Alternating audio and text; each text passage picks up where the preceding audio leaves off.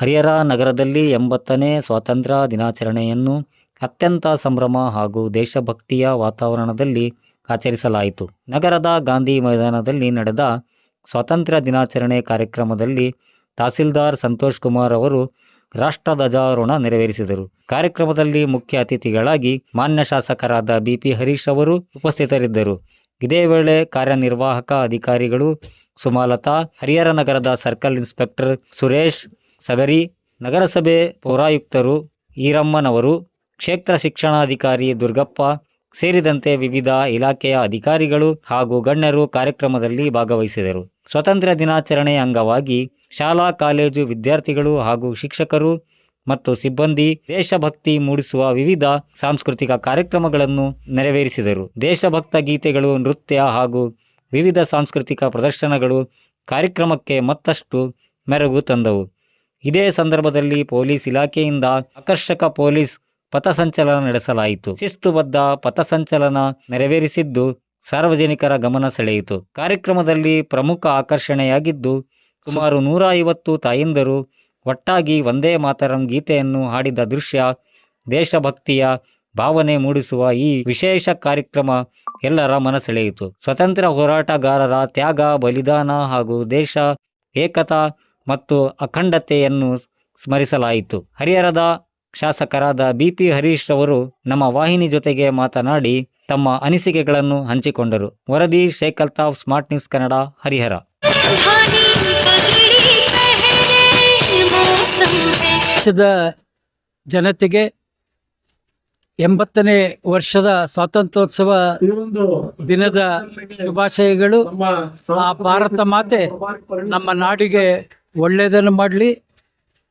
ಹೆಚ್ಚು ರೈತರನ್ನು ಹೊಂದಿರುವ ರೈತರ ಬದುಕು ಒಳ್ಳೆಯದಾಗಬೇಕು. ದೇಶಕ್ಕೆ ಸಮಯಕ್ಕೆ ಸರಿಯಾಗಿ ಮಳೆ ಬೆಳೆಯಾಗಿ ಭಾರತ ಅಭಿವೃದ್ಧಿ ರಾಷ್ಟ್ರವಾಗಲಿ ಅಂತೇಳಿ ಮತ್ತೊಮ್ಮೆ ತಮ್ಮೆಲ್ಲರಿಗೂ 80ನೇ ಸ್ವಾತಂತ್ರ್ಯೋತ್ಸವ ದಿನಾಚರಣೆ ಶುಭಾಶಯಗಳು. ಧನ್ಯವಾದ.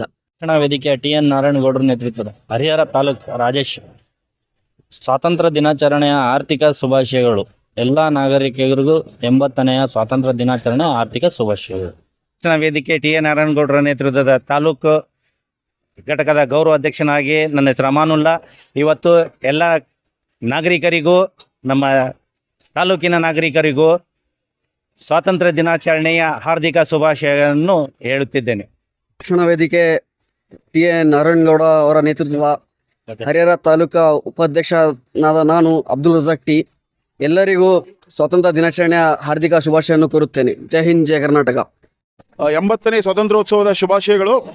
ಸೊ ಹಾಗೆ ನಮ್ಮ ಸನಾತನ ಸಿಂಧು ಹರಿಹರ ಈ ಒಂದು ಸಂಸ್ಥೆಯ ಅಡಿಯಲ್ಲಿ ನಾವು ಇವತ್ತು ವಂದೇ ಮಾತರಂ ಗೀತೆಯನ್ನ ಪ್ರಸ್ತುತಪಡಿಸಿದ್ದೇವೆ. 150 ಜನ ನಮ್ಮ ಮಾತೆಯರು ಆ ಹಾಡನ್ನ ಪ್ರಸ್ತುತ ಮಾಡಿದ್ದಾರೆ.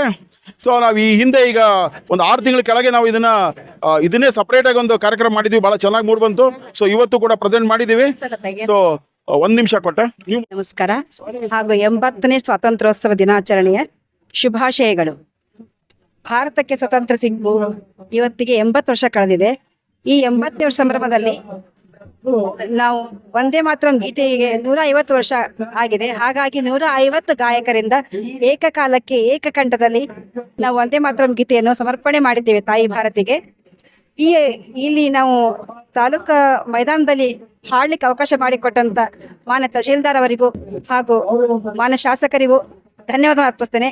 ಹಾಗೂ ಈ ನಮ್ಮ ಸನಾತನ ಸಿಂಧು ಸಂಸ್ಥೆಯ ಎಲ್ಲ ಸದಸ್ಯರಿಗೂ, ಅಧ್ಯಕ್ಷರಿಗೂ, ಹಾಡಿದಂತ ಎಲ್ಲ ಮಾತೆಯರಿಗೂ ಹೃತ್ಪೂರ್ವಕ ಧನ್ಯವಾದ ಅರ್ಪಿಸ್ತೇನೆ. ಈ ಕಾರ್ಯಕ್ರಮ ಖುಷಿ ತಂದಿದೆ. ಹಾಗೆ ವಂದೇ ಮಾತರಂ ಗೀತೆ ಎಲ್ಲಾ ಕಡೆನೂ ಪೂರ್ಣ ಹಾಡುವಂತಾಗ್ಲಿ ಅಂತ ನಾನು ಆಶಿಸುತ್ತೇನೆ. ಸ್ವಾತಂತ್ರ್ಯೋತ್ಸವದ ಶುಭಾಶಯಗಳು. ಸನಾತನ ಸಿಂಧು ವತಿಯಿಂದ 4 ಶಬ್ದ ಮಾತಾಡಬೇಕು ಅಂತ ನಾವು ಸನಾತನ ಸಿಂಧು ಈ ವಿಚಾರವನ್ನ ತಗೊಂಡು ಸುಮಾರು 6-8 ತಿಂಗಳಾಯ್ತು.